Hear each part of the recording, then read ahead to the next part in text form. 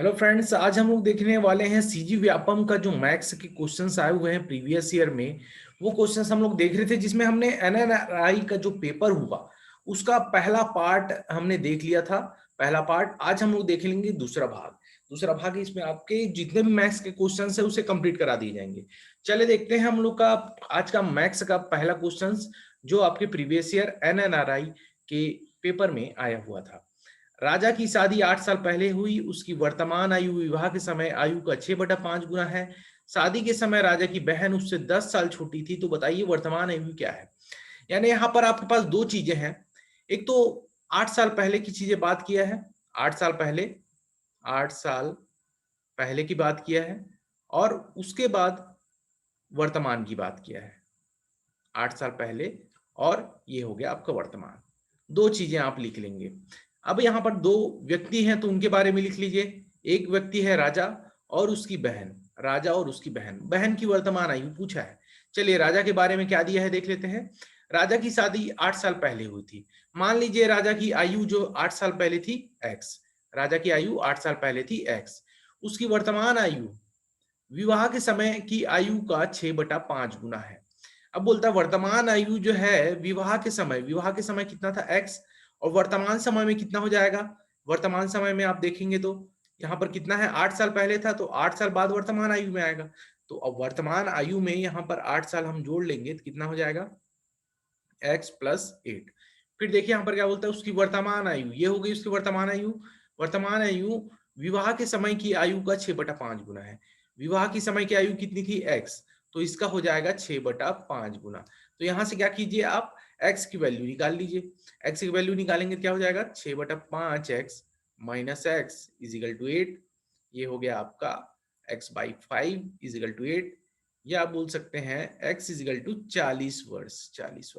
यानी मैं ये बोल सकता हूँ राजा का जो विवाह के समय 8 साल पहले उसका विवाह हुआ था, तो विवाह के समय राजा की जो आयु थी वह थी 40 वर्ष।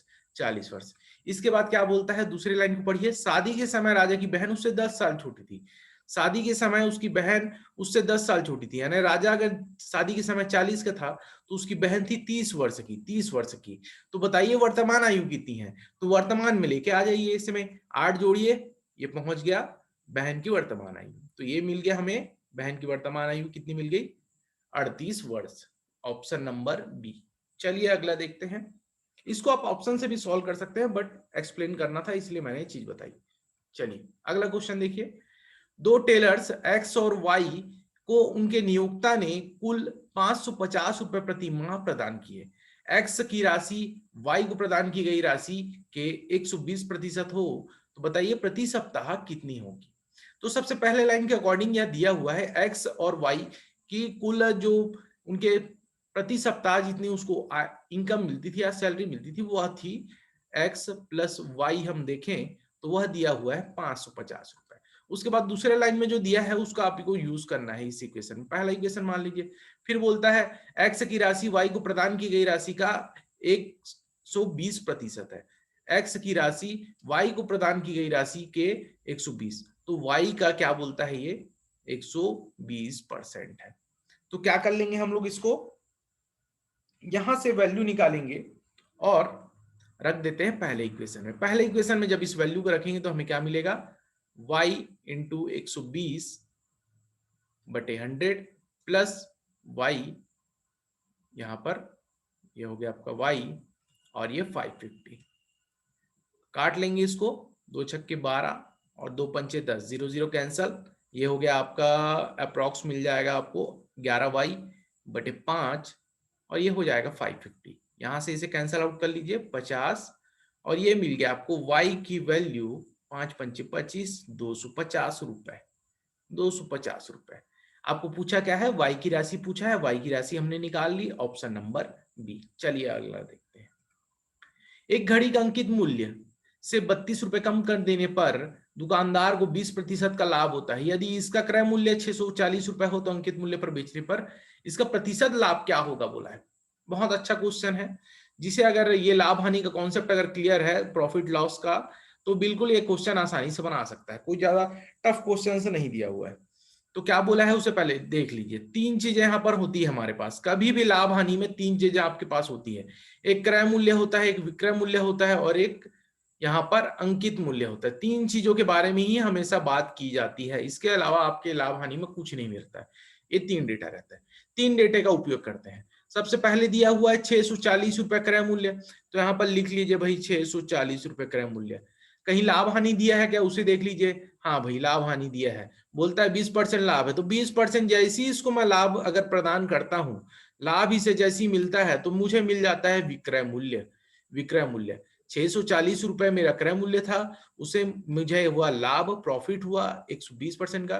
तो देखिए यहाँ पर कितना हो जाता है, ये 0 0 आपका कैंसल हुआ, 12 चौक 48, और ये 4 12 छक्के 72, और हो गया 4, ये आपका 76, 768 रुपए। तो विक्रय मूल्य आपको मिल गया 768 रुपए। फिर क्या बोला है यहाँ पर, देखिए उल्टा जाना है, इस क्वेश्चन को उल्टा समझना था। देखिए फिर बोलता है 32 रुपए कम कर देने पर, 32 रुपए कम कर देने पर 20% का लाभ होता है बोला। तो 32 रुपए यहाँ पर अंकित मूल्य में 32 रुपए कम किया गया था, तो आप क्या कीजिए, इस विक्रय मूल्य में 32 रुपए जोड़ लीजिए, तो आपको क्या मिल जाएगा, अंकित मूल्य मिल जाएगा। तो यहाँ पर 2 हो गया, यहाँ पर ये कितना चला जाएगा 1, और ये टोटल हो जाएगा 800 रुपए। 800 रुपए आपको मिल गया अंकित मूल्य। अब देखिए यहां पर ध्यान से देखना, यहां से 800 रुपए अंकित मूल्य मिल गया, 600 रुपए क्रय मूल्य मिल गया, 800 रुपए अंकित मूल्य और 600 रुपए 640 रुपए क्रय मूल्य मिल गया। अब बोलता है अगर अंकित मूल्य पर बेचा जाए, यानी अंकित मूल्य को विक्रय मूल्य बना दिया जाए, अंकित मूल्य को विक्रय मूल्य बना दिया जाए और ये क्रय मूल्य ही रहे, तब क्या होगा, तब लाभ कितना होगा। चलो देखो यहाँ पर लाभ कितना दिख रहा है आपको, यहाँ पर लाभ कितना दिख रहा है, 160 रुपए का लाभ दिख रहा है, 160 रुपए का। तो लाभ प्रतिशत कैसे निकालते हैं आप, लाभ प्रतिशत, लाभ प्रतिशत जितना लाभ हुआ है उसे रखते हैं, और हमेशा लाभ यहाँ क्रय मूल्य पर निकाला जाता है, इसलिए 640 इस जगह रख लिए, इंटू क्या कर दूंगा मैं, 100 कर दूंगा। चलो देख लेते हैं, 16 चौक 64 और ऊपर बचा 25, तो ये आ गया आपका 25%। 25% क्लियर है, 25% आपका आंसर होगा। तो ये तीन डेटा के साथ आपको हमेशा खेलना रहता है, क्रय मूल्य, विक्रय मूल्य, अंकित मूल्य, और अंकित मूल्य में ही छूट प्रदान की जाती है। जो छूट आपको मिलती है कभी भी, वो अंकित मूल्य में ही मिलती है, तो इस चीज का भी ध्यान रखेंगे। आगे जो क्वेश्चन आता है तो वहां पर हम देखेंगे, या इसके अलावा भी मैं वीडियोस जो बना रहा हूं उसमें इसके पूरे टॉपिक्स कवर कर रहा हूं। चलिए अगला क्वेश्चन, ये है आपका रेखागणित का प्रश्न है। 3 सेंटीमीटर, 4 सेंटीमीटर, 5 सेंटीमीटर त्रिज्याओं वाले तीन गोलों को पिघलाकर एक नया गोला बनाया गया। तो बताइए बड़े गोलों का व्यास कितना है। बड़े गोले का व्यास पूछा है, उस चीज को आपको ध्यान देना है, बड़े गोले का व्यास पूछा है। तो यहां पर क्या किया गया फ्रेंड्स, उस चीज को देखिए आप ध्यान से। हाँ तो देखिए ध्यान से, बोला क्या है क्वेश्चन समझिए आप। बोलता है तीन गोले हैं, तीन गोले हैं, उनका रेडियस दिया हुआ है, त्रिज्या दी हुई है। इसका दिया हुआ है 3, इसका दिया हुआ है 4 सेंटीमीटर, इसका दिया हुआ है 5, और तीनों को मिक्स करके बनाया गया है एक तो बड़ा गोला। और बड़े गोले का हमको व्यास पूछा है, बड़े गोले का व्यास पूछा है, त्रिज्या नहीं पूछा है, व्यास पूछा है। क्लियर है, तो चलिए देख लेते हैं। यानी ये तीनों गोलों का अगर मैं जोड़ दूं, तीनों गोलों का आयतन अगर मैं जोड़ दूं तो ये बड़ा गोला बन जाएगा, ये चीज क्लियर है। तो तीनों गोलों का मैं आयतन लिख लेता हूं, जैसे V1 V2 V3 मान लेता हूं, और ये हो जाएगा बड़ा V। यानी गोले का आयतन क्या होता है, गोले का आयतन का फॉर्मूला क्या है भाई, गोले का आयतन का फॉर्मूला 4/3 पाई आर क्यूब होता है, पाई आर क्यूब होता है। तो वही फॉर्मूला आप यहाँ पर लगा लीजिए, 4/3 पाई आर, यहाँ पर आर की जगह में क्या आ जाएगा, 3 आ जाएगा पहले वाले में, 3 का क्यूब प्लस 4/3 पाई, इस जगह में क्या आएगा 4 सेंटीमीटर दूसरे गोले का, और तीसरे गोले का मेरे पास कितना आ जाता है 4/3 पाई, और ये 5 का क्यूब। और लास्ट जो टोटल आपका बन रहा है उसके बारे में तो आपको कुछ नहीं पता है, तो इसे ऐसे ही लिख लीजिए, इसी प्रकार लिख लीजिए। अब यहाँ पर क्या कॉमन दिख रहा है, 4/3 पाई, 4/3 पाई, 4/3 पाई। इसे जब आप कॉमन निकालेंगे तो राइट हैंड साइड से कैंसल हो जाएगा, यानी ये पूरा कॉमन निकल के इसके साथ कैंसल आउट हो जाएगा। तब आपके पास बस बचेगा वो है 3 का क्यूब, 4 का क्यूब और 5 का क्यूब, इतना ही बस बचेगा। और यहाँ क्या दिख रहा है आपको, आर क्यूब दिख रहा है। चलिए इसे जोड़ लीजिए, कितना हो रहा है ये, 3 तिया 9 तिया 27 हो जाएगा, 27 64, और ये हो गया आपका 125, 125 आर क्यूब दिया हुआ है। और जब इसे आप टोटल कर लेंगे तो आपको मिलेगा फाइनली 216 और आर क्यूब मिल जाएगा यहाँ पर। ये तो आर की वैल्यू कितनी आ जाएगी यहाँ पर, जब आप 216 का घनमूल निकालेंगे, घनमूल निकालते हैं तो आपको मिलता है 6 सेंटीमीटर। अब गलती क्या करेंगे, मोस्टली इस एग्जाम में हुआ था, कुछ बच्चे आ गए थे टिक लगा के 6, और क्वेश्चन में बोला गया है व्यास, तो व्यास बोला है उस चीज को आपको ध्यान देना है भाई। व्यास बोला है, यानी व्यास क्या होता है, व्यास होता है त्रिज्या का दुगुना, व्यास होता है त्रिज्या का दुगुना। तो मैं कर दूंगा 6 × 2, 6 × 2 यानी 12 सेंटीमीटर। ऑप्शन बी लगा के आएंगे भैया। चलिए अगला प्रश्न देखते हैं, बहुत अच्छा क्वेश्चन है ये वाला भी। एक शंकु, एक अर्धगोला, एक बेलन, समान आधार समान ऊंचाइयां, इनके आयतन का अनुपात क्या होगा। बहुत आसान सा क्वेश्चन है। एक शंकु बोला है, एक शंकु, उसके बाद एक अर्धगोला की बात किया है, और एक बेलन, इन तीनों का अनुपात आपको बताना है। इन तीनों का अगर आधार और ऊंचाइयां अगर समान हो तो इन तीनों का आयतन बताना है। तो इसमें सिंपल आपका एग्जामिनर यह चेक करना चाहता था कि आपका फॉर्मूला पता है कि नहीं। इसका अगर फॉर्मूला जानते हैं तो आप आसानी से बना लेंगे, अगर फॉर्मूला याद नहीं तो नहीं बनाएंगे। ठीक है, तो ये हो जाएगा 1/3 पाई आर स्क्वायर एच होता है इसका फॉर्मूला, शंकु का आयतन। और अर्धगोले का आयतन क्या होता है, 2/3 पाई आर क्यूब होता है। और वैसे ही बेलन का आयतन होता है पाई आर स्क्वायर एच। क्लियर है। अब यहां पर बोला है सबका समान आधार समान ऊंचाइयां हैं। आधार क्या होता है, आधार सबके आधार पे अगर आप ध्यान दें, गौर करें तो यहां पर देखिए इसका आधार यह है, एक वृत्त है, इसका भी एक आधार है, यहां पर अर्धगोले का ये भी एक वृत्त है, और ये भी एक वृत्त है। यानी सभी के आधार क्या है, एक वृत्त है, यानी वृत्त का क्षेत्रफल है। तो यहां पर होगा पाई आर स्क्वायर। इसे भी देखिए यहां पर ध्यान से, आपको पाई आर स्क्वायर दिख रहा होगा, पाई आर स्क्वायर दिख रहा है, तो मीन्स मैं क्या कर देता हूं, यहां पर एक आर को अलग कर देता हूं, और यहां पर भी दिख रहा है पाई आर स्क्वायर। अब बताइए, इस अगर अर्धगोले में देखूं, अर्धगोले की ऊंचाई क्या है, एक त्रिज्या ही तो उसकी ऊंचाई है। यानी मैं बोल सकता हूं अर्धगोले की जो एक रेडियस जो हमें बचा हुआ दिख रहा है वो क्या है, एक ऊंचाई है, ऊंचाई। क्लियर है। अगर इसीलिए बोला है आधार और ऊंचाइयां बराबर है, आधार और ऊंचाइयां बराबर है, आधार और ऊंचाइयां बराबर। तो क्या कर देंगे हम लोग, पूरा आधार और ऊंचाइयां ये सब पूरा कैंसल आउट कर देंगे। अब मेरे पास क्या क्या बचा है उस डेटा को देख लीजिए। 1/3 बचता है, उसके बाद बचता है मेरे पास 2/3 बचता है, उसके बाद 1 बचता है।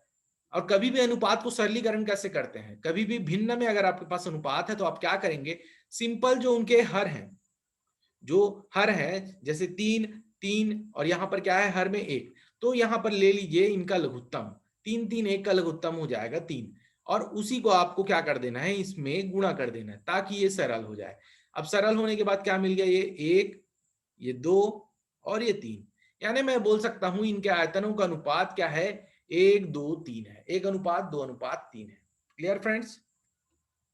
चलिए एक बहुत अच्छा क्वेश्चन, इसमें जो बारीकी सी गलती हो सकती है उसके बारे में हम लोग देखेंगे। चलिए, बोलता है 20 अंकों का औसत शून्य है, उनमें से अधिक कितने धनात्मक अंक है, कितने धनात्मक अंक है। तो सबसे पहले अपना फॉर्मूला रिवाइज कर लीजिए। औसत बराबर क्या होता है, औसत बराबर कुल बटे संख्या, कुल जितना भी रहेगा उस उतना बटा जितना भी संख्या रहेगी, जितनी भी संख्या रहेगी उसका नंबर, कुल बटे संख्या। तो यहां पर क्या बोला है, 20 अंकों का औसत शून्य है, 20 अंकों का औसत शून्य है। तो यहां पर बोला है 20 अगर अंक है कोई भी, तो उनका औसत जो है, औसत है हमारे पास वो शून्य है, 20 अंकों का औसत।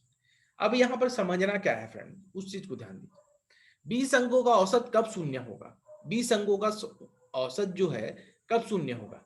मान लो अगर मैं 19 अंक का योग, 19 अंक का योग लिखा, 19 अंक का योग माना मैं ए। क्लियर है, 19 अंकों का योग माना मैं ए, और माना कि 20वीं जो संख्या है, 20वां जो अंक है वो है मेरे पास -a। क्लियर है। तो मैं कैसे लिख सकता हूं, यहां पर हो जाएगा आपका 19 अंकों का योग लिख लीजिए, 19 अंकों का योग a, और वैसे ही यहां पर 20वां अंक क्या होगा, -a। तो यहां पर ये पूरे 19 अंकों को डिनोट कर रहा है, और ये हो गया आपका -a। और कुल कितने अंक हैं, 20, और क्या बोला है इनका एवरेज क्या है, शून्य है। तो यहां पर क्या दिख रहा है कि अगर मैं ज्यादा से ज्यादा 19 अंकों का अंक अगर ये 19 अंकों का योग अगर लेता हूं, 19 अंकों का योग लेता हूं, कोई भी अंक लेता हूं, तो उनका योग और आखिरी में उन अंकों के योग के विपरीत एक अंक, बस केवल एक ही अंक आपको निगेटिव में रखना है, तो ये पूरे अंक क्या हो जाएंगे, शून्य हो जाएंगे। यानी मैं आंसर बोल सकता हूं कि इसका आंसर क्या होगा, अधिक से अधिक 19 धनात्मक अंक हो सकते हैं और एक ऋणात्मक आप रख देंगे तो ऑटोमेटिक ये शून्य हो जाएगा। क्लियर है? तो इस चीज को आपको ध्यान से रखना है। इसको आप ऐसा भी समझ सकते हैं, अगर मैं लिख रहा हूं मान लो 1 2 3 4 समथिंग आपका 19 तक कोई अंक है और उसको जोड़ने से जो भी अंक प्राप्त होगा उसको आप निगेटिव में रख दीजिए, ऑटोमेटिक ये नंबर पूरा का पूरा यहां से कैंसल आउट हो जाता है। इसीलिए उसे ए माना गया है और क्या माना गया है, माइनस ए और माइनस ए कट जाता है तो 0 मिल जाएगा। क्लियर है? तो ऑप्शन क्या था हमारा इसका, 19 होगा। फिर बोलता है एक वाहन चालक 150 किलोमीटर की दूरी 50 किलोमीटर प्रति घंटा की दर से तय करता है और वापस 30 किलोमीटर प्रति घंटा की चाल से समान दूरी तय करता है। पूरे प्रवास में उसकी औसत चाल किलोमीटर प्रति घंटा क्या है। चलिए यहां पर बोला है औसत चाल। औसत चाल बराबर मेरे को क्या पता है, औसत दूरी, चाल बराबर क्या होता है, दूरी बटा समय। तो औसत चाल बराबर मेरे को पता है औसत दूरी बटा समय, औसत दूरी बटा समय। तो यहां पर आप क्या देख सकते हैं, यहां पर आप क्या देख सकते हैं, दूरी कितनी है, व्यक्ति गया वो 150 किलोमीटर पहले गया, उसके बाद वही वाहन चालक वापस आया, यानी 150 किलोमीटर जाना और 150 किलोमीटर आना। ठीक है, 150 किलोमीटर गया वो 50 किलोमीटर प्रति घंटे के हिसाब से, 50 किलोमीटर प्रति घंटे के हिसाब से, और वापस आया वो 30 किलोमीटर प्रति घंटे के हिसाब से। क्लियर है? यानी कुल दूरी उसने कितनी तय की, तो कुल दूरी उसने तय की 300 किलोमीटर, 300 किलोमीटर। तो उसी डेटा को आप रख लीजिए, ये कुल दूरी होगी आपकी 300 किलोमीटर। अब बोलेंगे समय तो नहीं दिया है सर, समय नहीं दिया है तो समय कैसे करेंगे, समय भी आपका निकल जाएगा। समय देखिए, जाने में लगा समय क्या होगा, यहां पर हो गया दूरी बटा चाल, समय बराबर दूरी बटा चाल कर लीजिए, तो यहां पर हो जाएगा दूरी बटा चाल, यानी 150 बटा आपको मिल जाएगा यहाँ पर 50। वैसे ही दूसरा जो वापसी आए, वापसी आने में कितना लगा, 150 बटा 30 लगा, वापसी में 150 बटा 30, ये हो गया 300। ये कितना आ जाएगा आपके पास, 3, ये हो गया 5, कितना हो गया 300 बटा 8, या आप बोल सकते हैं इसे 37.5, 37.5। तो क्या आ गया, 37.5 आपका किलोमीटर प्रति घंटा आपका आंसर आ गया। तो कौन सा जाएगा, 37.5। अगला एक और क्वेश्चन देखते हैं हम लोग। एक गोले के संपूर्ण पृष्ठ के समान है। देखिए क्या है, मेंसुरेशन अगर आप पढ़ लेते हैं, ज्यामिति जो है जितना यहाँ पर 2D और 3D, जिसमें गोला, शंकु, घन, घनाभ, इन सब का आयतन का फॉर्मूला भी अगर आप व्यापम के एग्जाम में पढ़ के जाते हैं ना, तो आपका ये क्वेश्चन ज्यादा ऐसा टफ नहीं देता है एग्जाम में। बहुत एक आध क्वेश्चन जो रहेगा टफ रहेगा, बाकी एकदम फॉर्मूला बेस ही रहता है। देखिए यहाँ पर भी क्या बोला है, घन का संपूर्ण पृष्ठ बोला है। घन का संपूर्ण पृष्ठ कितना होता है, घन का संपूर्ण पृष्ठ, घन में तो सब भुजाएं समान होती हैं, इसलिए इसका संपूर्ण पृष्ठ क्या होता है, 6a² होता है। और क्या बोला है, गोले के संपूर्ण पृष्ठ के समान है। गोले का संपूर्ण पृष्ठ क्या हो जाएगा हमारा, 4πr², 4πr²। अब इसे अगर आप सॉल्व कर लेते हैं, इसे सॉल्व कर लेंगे तो a/r क्या मिल जाएगा, a/r क्या मिल जाएगा आपको, यहां पर देखिए क्या मिलता है, 4 पाई मिलेगा अपॉन √6 मिल जाएगा। तो a/r की वैल्यू आप ऐसा निकाल सकते हैं। क्लियर है? अब इसके बाद क्या बोला है, इनके आयतनों का अनुपात बोला है, तो मैं क्या निकालूंगा, घन का आयतन, घन का आयतन, और क्या चाहिए मेरे को, गोले का आयतन, गोले का आयतन। दोनों को रख लीजिए, दोनों को रख लीजिए, घन का आयतन, घनाभ का आयतन, गोले का आयतन। तो ये घन का आयतन हो गया a/3 और ये 4/3πr³, 4/3πr³। यहां तक क्लियर है सबको? इसके बाद देखिए यहां पर क्या हो जाएगा, ये 3/4π, और यहां पर है आपके पास, इस चीज को ध्यान से देखेंगे, a/r³ है, a/r, और a/r की वैल्यू आपने यहां से निकाली थी, a/r की वैल्यू आपने यहां से निकाली, तो 3/4, और क्या हो जाएगा हमारा, पाई को कैसे लिख सकते हो आप, 22/7, तो इसे लिख लीजिए पाई को 22/7, 22/7 लिख लीजिए, ये 22 हुआ और ये 7 हो गया। क्लियर है? उसके बाद क्या बोला है, a/r का वैल्यू रखना है। a/r का वैल्यू आपको क्या पता है, √4π/√6 और यहाँ पर क्या हो जाएगा, होल क्यूब। ये चीज क्लियर है सबको? अब देखिए यहाँ पर इसको जब आप ओपन करेंगे 3 × 7 और ये कितना मिल रहा है 4 × 22। जब आप इसे ओपन करते हैं तो ओपन करने के बाद आपको क्या क्या मिलता है वो देखिए, 4π² के थ्रू बाहर आ जाएगा, एक ठू बस 4π यहाँ पर आपके पास बचेगा, 4π बचेगा। वैसे यहाँ पर क्या होगा, √6 2 बार था तो एक √6 बाहर निकल जाएगा और अंदर बचेगा एक √6। क्लियर है? यहाँ पर भी वैसे क्या होगा, 2 बाहर आ जाएगा, हमारे पास 2 बाहर बचेगा और अंदर एक √π अंदर बचेगा। क्लियर है? अब जो जो कैंसल आउट हो रहा है उसे कैंसिल कर लीजिए, कुछ नहीं करना है यहाँ पर आपको। यहाँ पर देखिए कौन कौन सा कैंसिल हो गया, 4 आपका कैंसिल हो गया। यहाँ पर पाई, यहाँ पर जो पाई का इसका वैल्यू अगर इसको ऐसे ही रहने दे पाई, तो ये पाई भी आपका कैंसिल हो जाएगा। तो यहाँ पर पाई कैंसिल हो गया, इसे काट लीजिए, 3 2 जा और ये 2 1 जा, तो कंप्लीटली आपका कट गया। ओनली क्या बचा है देखिए, √π और √6। यहाँ पर आपके पास बचा है √π और √6। इसे आप और कैसे बोल सकते हैं, दोनों का अनुपात को कैसे लिख सकते हैं, √π अनुपात में √6। यानी कौन सा ऑप्शन मेरे को ऐसा लग रहा है, ऑप्शन बी, जिसमें मुझे घन और गोले का आयतन मिल गया, क्या, √π और √6। क्लियर है? इसे एक बार और बना के देखिएगा तो आपको ज्यादा और अच्छे से ये क्वेश्चंस जो है करवा रहा हूं वो क्लियर हो जाएंगे। चलिए अगला प्रश्न देख लेते हैं। अगला प्रश्न बहुत अच्छा क्वेश्चन है ये वाला भी। 16 पाइप एक टंकी को 14 मिनट में भरते हैं। 9 पाइप खराब हो जाने पर टंकी कितने देर में भरेगी? ये कुछ नहीं है, एमडीएच वाला फॉर्मूला, अगर किसी को याद होगा तो ये बना लोगे। MDH/W होता है, वैसे ही M2D2H2 करते हैं, ये दो चीज इक्वल होता है। यहां पर कर लिए W2, ये W1 W2। तो देखिए यहाँ पर कार्य और कुछ दिया है, क्या क्या चीजें, जितनी चीजें हैं हमारे पास उसे रख लेंगे। तो बोलता है 16 पाइप 14 मिनट में भरता है, तो मेरे पास बस आवर नहीं दिया है, वर्क कहीं नहीं दिया, तो ओनली दिया है मैन एंड डेज। यानी मैन के जगह में कौन आ जाएगा इस बार, 16 पाइप जो काम कर रहे हैं और कितने टाइम में काम कर रहे हैं, कितना समय ले रहे हैं, तो ये लोग ले रहे हैं 14 मिनट। और फिर बोलता है कि 9 पाइप अगर खराब हो जाता तो 16 टोटल पाइप कितना है, 16 में कितना पाइप खराब हो गया, 16 में कितना पाइप खराब हो गया, 9 पाइप खराब हो गया, तो कितना टाइम में ये भरेगा, कितना टाइम लगेगा। तो यहाँ पे टी की वैल्यू निकालनी है, टाइम की वैल्यू। तो कितना हो जाएगा हमारा, देखिए यहाँ पर टी = हो जाएगा 16 × 14 बटे, यहाँ 16 में से 9 गया, कितना बच जाएगा हमारे पास 7। तो इसे काट लीजिए, 7 दूनी 14 और 16 दूनी 32। 32 मिनट आपका आंसर हो जाएगा, 32 मिनट आपका आंसर हो जाएगा कि टंकी जो है 32 मिनट में भर जाएगा। बिल्कुल मैन एंड डेज वाला जो फॉर्मूला था उसको आपको लगा लेना था और बना लेना था। इकाई अंक का प्रश्न, नंबर सिस्टम का क्वेश्चन।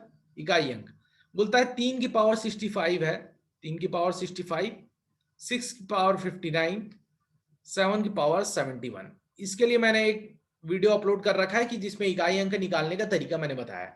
तो 3 में क्या होता है, 4 बार में रिपीटेशन शुरू होता है, इसलिए हम लोग क्या करते हैं, 65 को 4 से भाग देंगे, 65 को 4 से भाग देंगे और जो शेषफल बचेगा उसे लिख लेंगे। 6 में क्या होता है, 6 को आप 3 बार करें, 7 बार करें, 6 को 12 बार भी करें, जिसका इकाई अंक 6 ही आएगा। 6 के लिए इकाई अंक हमेशा 6 आता है, तो 6 लिख लीजिए। 7 में क्या होता है, 7 जो है 4 बार में रिपीट होता है, 7 जो है 4 पावर में रिपीट होता है, तो इसको भी क्या कर लेंगे हम लोग, 3 की तरह इसे 4 में से डिवाइड कर देंगे, 71/4। अब जो शेषफल बचा, जैसे मैंने बताया, यहाँ पर शेषफल क्या बचेगा आपके लिए, यहाँ पर शेषफल बचेगा ओनली 1। यहाँ पर क्या बचेगा, 4 से जब भाग देंगे 71 को तो यहाँ पर शेषफल बचेगा 3 बचेगा। अब बताइए यहाँ पर इकाई अंक क्या बचा, 3। 6 के लिए तो मैंने बता दिया था 6 इकाई अंक बचेगा। 7 का जब पावर 3 करेंगे, 7 का पावर 3 कितना होता है, 343। तो 343 होता है, तो 3 इसके लिए क्या बचेगा, इकाई अंक बचेगा, तो 3 लिख लीजिए। अब इसको गुणा कीजिए, 6 × 18 = 54, 54 में 6 × 18 = कितना, 54, 54 में 4 क्या है, इकाई अंक, 4 हो गई आपकी इकाई अंक। क्लियर है? इसका और एक्सप्लेनेशन आपको देखना है तो मेरे प्रीवियस वीडियोस में आप देख सकते हैं। चलिए, ए ऑप्शन मिल गया मेरे को। एक और आया लाभ हानि का क्वेश्चन। लाभ हानि का बहुत क्वेश्चन हमें देखने मिल रहा है, तो उसकी प्रैक्टिस आप कीजिएगा क्योंकि प्रीवियस ईयर में पूछा गया है। एक दुकानदार किसी वस्तु के अंकित मूल्य पर 8% की कमीशन देता है तथा वह 15% का लाभ कमाता है। यदि वस्तु का क्रय मूल्य 80 रुपए हो तो इसका अंकित मूल्य कितना होगा? इसका अंकित मूल्य कितना होगा बोला है। चलिए देखते हैं। क्वेश्चन को आपको पहले ध्यान से पढ़ना है, हमेशा क्वेश्चन का खेल ज्यादा रहता है। क्वेश्चन अगर आप ध्यान से पढ़ लेते हैं तो आधा प्रॉब्लम आपका ऐसे ही सॉल्व हो जाता है, आधा प्रॉब्लम आप ऐसे ही सॉल्व कर लेते हैं। तो क्या बोला है उसे देखिए। यहां पर फिर से क्रय मूल्य अंकित मूल्य की बात किया है, तो लिख लेते हैं यहां पर क्रय मूल्य, यहां पर लिख लिए विक्रय मूल्य, और ये हो गया आपका अंकित मूल्य। तीन चीजें हैं। बोलता है क्रय मूल्य 80 रुपए है, क्रय मूल्य 80 रुपए है, अंकित मूल्य पर 8% की छूट देता है और 15% का लाभ कमाता है। तो 15% का लाभ कमाने के लिए क्या करेंगे भाई, 115/100। जैसे ही आप ये चीज करते हैं तो आपका ये क्या बन जाता है, विक्रय मूल्य बन जाता है। और यहां पर क्या बोला है, अंकित मूल्य बोला है। अंकित मूल्य में छूट कितना दे रहा है, छूट दे रहा है वो, कमीशन दे रहा है वो कितना, 8% का। 8% का अगर कमीशन दे रहा है तो अंकित मूल्य में कितना हो जाएगा, ये 92/100, 92/100 बराबर ये। तो बताइए अब अंकित मूल्य कितना हो जाएगा। अंकित मूल्य अगर मैं लिखना चाहूं तो कैसे लिखूंगा, अंकित मूल्य, अंकित मूल्य मैं लिखूंगा यहां पर 80 इंटू 115/100। अब ये जो अंक है ये विक्रय मूल्य बन गया था, विक्रय मूल्य के पास जाके पलट जाएगा, तो पलटेगा तो क्या होगा, 100/92, यानी एक लाइन में आपने इसे पूरा सेट कर लिया, एक लाइन में सेट हो गया। तो 23 पंचे 115, 23 चौक 192, 4 20, और ये हो गया आपका कैंसल आउट 100। तो आपके पास क्या बचा, अंकित मूल्य 100 रुपए। 100 रुपए आपका क्या बचेगा, अंकित मूल्य। क्लियर है। यहाँ पे क्रय मूल्य था, विक्रय मूल्य था और अंकित मूल्य, अंकित मूल्य का आपको निकालना था। क्लियर है। तो ये कॉन्सेप्ट है, इसका कॉन्सेप्ट मैं जब लाभ हानि का वीडियो बनाऊंगा पूरा कॉन्सेप्ट आपको क्लियर कर दूंगा। यहां पर बस आप इसके जो क्वेश्चन है उसे समझिए। अगला देखते हैं। 4 इलेक्ट्रॉनिक उपकरण क्रमशः प्रत्येक 30 मिनट, 1 घंटा, 1.5 घंटा और 145 1 घंटा 45 मिनट के अंतराल में बीप की आवाज करते हैं। यदि सभी उपकरण एक साथ बीप की आवाज करें 12 बजे दोपहर में, तो उसके बाद अगली बार आवाज कब आएगी। बहुत सिंपल क्वेश्चन है, कभी भी आपको ऐसा क्वेश्चन दिखता है तो आप ये मान के चलिए ये है आपका एलसीएम एचसीएफ का क्वेश्चन, और ये क्वेश्चन में मोस्टली आपका निकाला जाता है एलसीएम। तो चलिए एलसीएम निकालना है, किसका निकालना है, 4 उपकरण का। तो पहला दिया हुआ है 30 मिनट, 30 मिनट। दूसरा क्या दिया है देखो, तो 1 घंटा बोलता है, नहीं ये क्या है, 60 मिनट है, 60 मिनट है। उसके बाद तीसरे के बारे में क्या बोला है, तीसरे के बारे में बोलता है 1.5 घंटा, 1.5 घंटा यानी 90 मिनट, 1.5 घंटा यानी 90 मिनट। फिर बोलता है 1 घंटा 45 मिनट, 1 घंटा 45 मिनट कितना होता है, 105 मिनट, 105 मिनट। क्लियर है। तो यहाँ पे 4 अंक आपको दे दिया है, 4 अंक, चारों अंक आपको लघुत्तम समापवर्त निकालना है। जब आप इसका एलसीएम निकालते हैं, जब आपका इसका एलसीएम निकालेंगे तो आपको मिल जाएगा 1260, 1260 मिनट इसका एलसीएम आप निकाल लेंगे। उसके बाद क्या बोला है, यानी 1260 मिनट के बाद, 1260 मिनट के बाद ये लोग एक साथ आवाज करेंगे। और अगर एग्जाम में दिया हुआ है घंटे में, तो इसे घंटे में कन्वर्ट कर लीजिए। तो यहां पर कन्वर्ट कर लीजिए इसे घंटे में, तो घंटे में कन्वर्ट करेंगे तो कितना आ जाएगा, 6 दूनी 12 और 6 कम 6, यानी ये कितना, 21 घंटे बाद, 21 घंटे बाद ये फिर से बीप की आवाज करेगी। यानी अगर आप देखें 12 बजा है तो 12 में 21 घंटा जोड़ लेंगे तो क्या होगा, 12 बजे के बाद 21 घंटा कितना होगा, 9 बज जाएगा। कौन सा, 9 AM, 9 AM हो जाएगा। क्लियर है। तो ऑप्शन नंबर सी हमारा आंसर हो जाएगा। अगला एक और क्वेश्चन, बहुत ही सरल प्रश्न है, इसे भी देख लेते हैं। किसी संख्या का 1/5, क्या बोला है, किसी संख्या का 1/5 दूसरी संख्या के, दूसरी संख्या क्या है, 5y, दूसरी संख्या मान लो y, उसके 5/8 के बराबर है। तो यहां से x की वैल्यू हमें कितनी मिल जाएगी, y इंटू 25/8, इसे इक्वेशन नंबर 1 मान लीजिए। फिर बोलता है पहली संख्या में अगर 35 जोड़ दिया जाए, पहली संख्या में भाई 35 जोड़ दो, फिर क्या होता है 35 जोड़ने से वह दूसरी संख्या का 4 गुना हो जाता है, वह दूसरी संख्या का 4 गुना हो जाता है। क्या कर लीजिए आप इसे एक साइड लेके आ जाइए, तो यहां पर क्या हो जाएगा ये, तो ये मिल जाएगा आपको 4y minus x is equal to 35।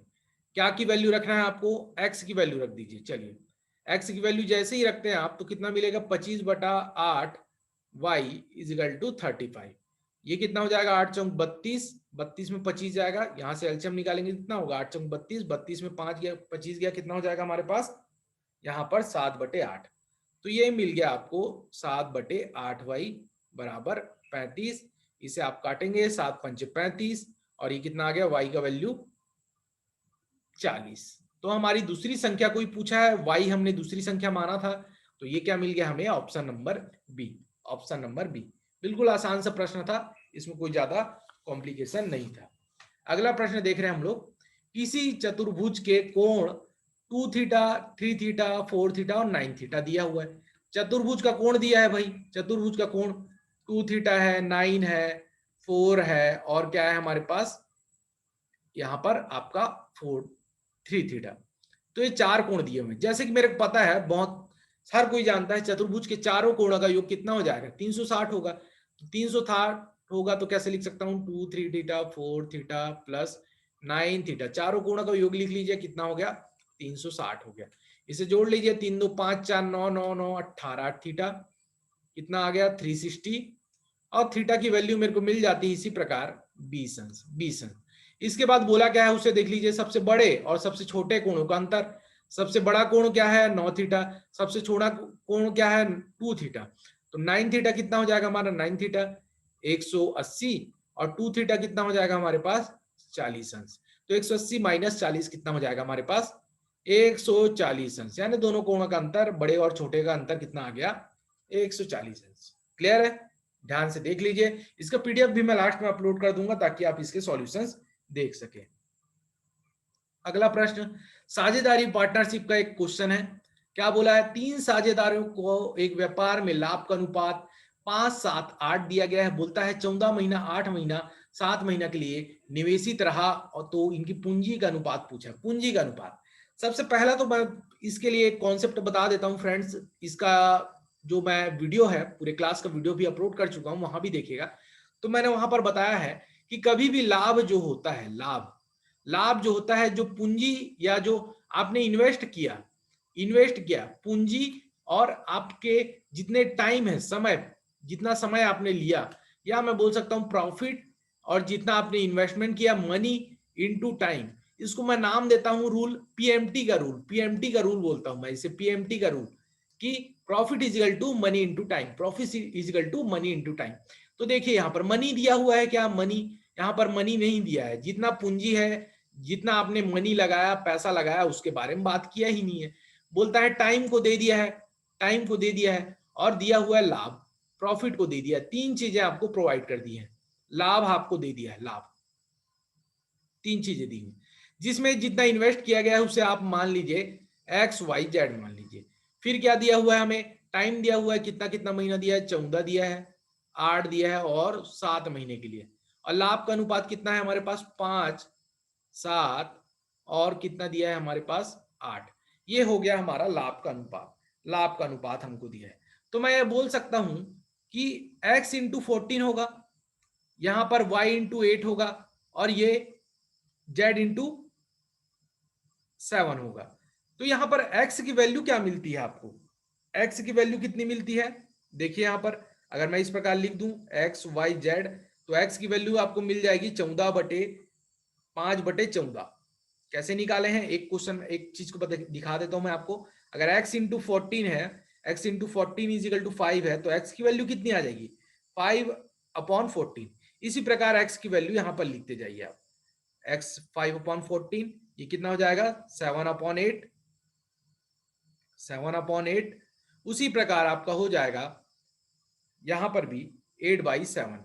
तो जैसे कि मैंने बताया, अनुपात को सरलीकरण के लिए क्या करना है आपको, जितना हर दिया है हर, उसका लघुत्तम निकालना है। तो 14 8 7 का हर हो जाए, लघुत्तम हो जाएगा 56।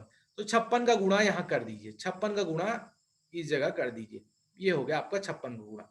कितना आ जाएगा ये बताइए? 14 चौक 56 हुआ है 4 से, 8 सत्ते और ये 7 अट्ठे। क्लियर है? तो लास्टली आपके पास बचेगा कितना? 5 चौक 20। यहाँ कितना बचेगा? 37 सत्ते 49।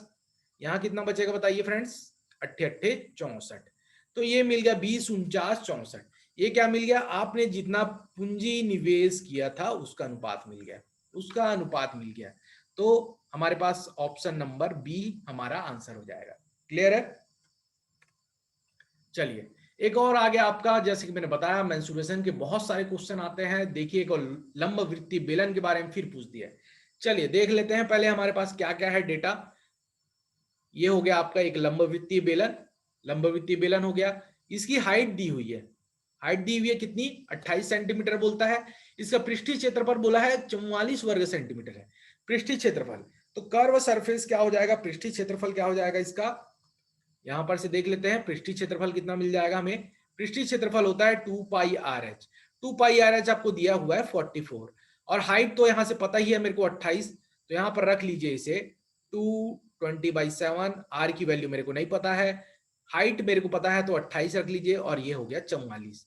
44 क्या क्या कट रहा है इसे काट लीजिए। 7 चौक 28, 22 दूनी 44 और कोई कट रहा है 2 एकम 2, ये कट गया। तो आर की वैल्यू कितनी मिल रही है? आर की वैल्यू यहां पर देख लीजिए, आपको आर की वैल्यू मिल रही है 1/4 सेंटीमीटर। 1/4 सेंटीमीटर। और पूछा भी क्या है आपको? इसके आधार की त्रिज्या बताइए, तो कितना हो जाएगा भाई? Option number C, option C आपका आंसर हो जाएगा।